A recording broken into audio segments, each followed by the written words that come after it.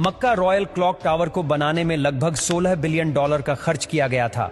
Saudi king Abdul अजीज royal clock tower पर दुनिया का सबसे बड़ा घड़ियाल लगाना चाहते थे, जिसके ऊपर लगा होगा एक बहुत बड़ा हीरा और सबसे टॉप पर एक गोल्ड प्लेटेड क्रिसेंट। पूरा स्ट्रक्चर बनकर कंप्लीट हो चुका था।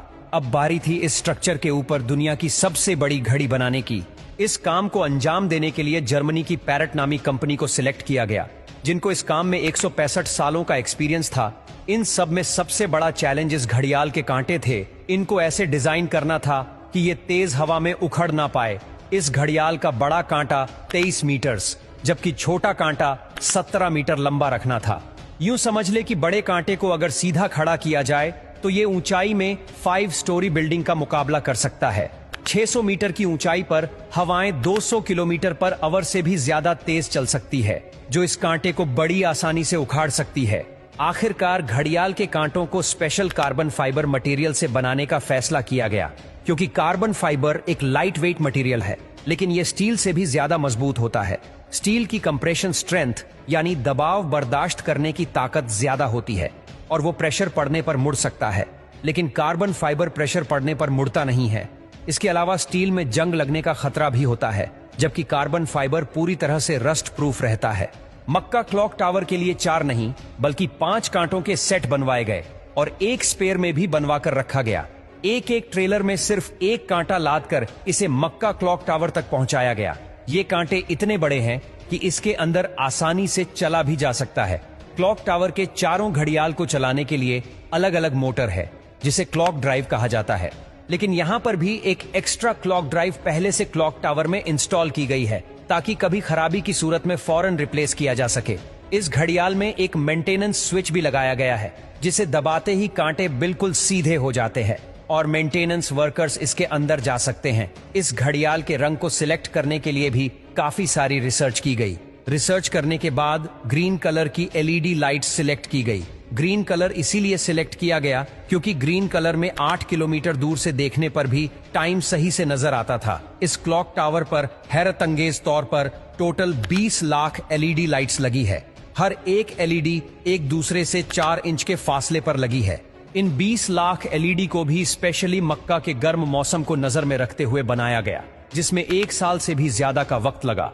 अब बारी थी मक्का क्लॉक टावर के सबसे मुश्किल लेकिन खूबसूरत पार्ट को बनाने की। बिल्डिंग के टॉप पर एक क्रिसेंट लगाना था। ये क्रिसेंट 75 फीट ऊंचा और इतना ही ज्यादा चौड़ा भी है। लाइट वेट रखने के लिए इसे फाइबर ग्लास और कार्बन फाइबर को मिक्स करके बनाया गया, पर फिर भी इसका टोटल वजन 35 टन के करीब है। क्रिसेंट और घड़ियाल के ऊपर हीरे को बनाने की जिम्मेदारी जर्मन कंपनी रीवा को दी गई। जानकारी के लिए बता दे कि इस घड़ियाल को दुबई में बनाया गया और फिर बाद में उसे मक्का ट्रांसपोर्ट किया। सबसे खास बात यह कि क्रिसेंट के कोने कोने पर सोने की लेयर छड़ी होगी, लेकिन अगर ये क्रिसेंट पूरा 1 पीस में बनाया गया तो फिर इसे टॉप तक पहुंचाना और फिर वहां इंस्टॉल करना मुश्किल नहीं बल्कि नामुमकिन होगा, क्योंकि भीड़ और जगह की तंगी की वजह से यहां सिर्फ टावर क्रेन्स काम कर सकती है, पर वो भी इतना ज्यादा वजन एक साथ नहीं उठा सकती। तभी इसे अलग अलग पार्ट्स में बनाने का फैसला किया गया। इस क्रिसेंट पर गोल्ड की लेयर चढ़ाने के लिए करीब 10 करोड़ मोज़ेक टाइल्स के पीसेस चिपकाए गए, जिन पर सोने की लेयर छड़ी हुई थी। हर एक मोज़ेक टाइल्स को बारीकी से बनाया गया और फिर इनको 2 बाई 2 सेंटीमीटर के ब्लॉक में काटा गया। ये पूरा क्रिसेंट भी दुबई में तैयार किया गया और फिर फाइनल टच देने के बाद इसे मक्का भेजा गया। क्लॉक का डेमो वर्जन भी पहले दुबई की एक लोकेशन पर इंस्टॉल किया गया, क्योंकि जर्मन कंपनी के कुछ इंजीनियर्स पहले इसे इंस्टॉल करके देखना चाहते थे कि कहीं कोई खामी तो नहीं रह गई। सारे मसले फिक्स करने के बाद ही इसे मक्का तक पहुंचाया गया। 600 मीटर की ऊंचाई पर क्रिसेंट की इंस्टॉलेशन भी एक बहुत बड़ा चैलेंज था, क्योंकि इतनी ज्यादा ऊंचाई पर टावर क्रेन्स इतना ज्यादा लोड नहीं उठा सकती। इस क्रिसेंट को 4 अलग अलग हिस्सों में ऊपर खींचा गया और एक हिस्से का वजन करीब 4 टन था। ये इंजीनियर्स और वर्कर्स के लिए काफी खतरनाक टास्क था, क्योंकि एक तो टावर क्रेन्स इतनी ज्यादा ऊंचाई पर होने की वजह से ज्यादा वजन नहीं उठा सकती थी। दूसरा, अगर इस प्रोसेस के बीच तेज हवा चल पड़ी तो पेंडुलम इफेक्ट की वजह से 4 टन का वजन डबल भी हो सकता है। फिर वही हुआ जिसका डर था। ठीक उस वक्त जब क्रिसेंट का एक हिस्सा हवा में था, तब अचानक हवा चल पड़ी। आखिरकार कुछ वर्कर्स ने इसे रस्सियों से पकड़कर हिलने से रोका और फिर इसे पोजीशन में लाकर फिक्स कर दिया गया। इस क्रिसेंट में टोटल 3 फ्लोर्स हैं, एक ऑफिस, एक मीटिंग रूम और एक मस्जिद, जो कि मैन मेड स्ट्रक्चर पर दुनिया की सबसे ऊंची मस्जिद है।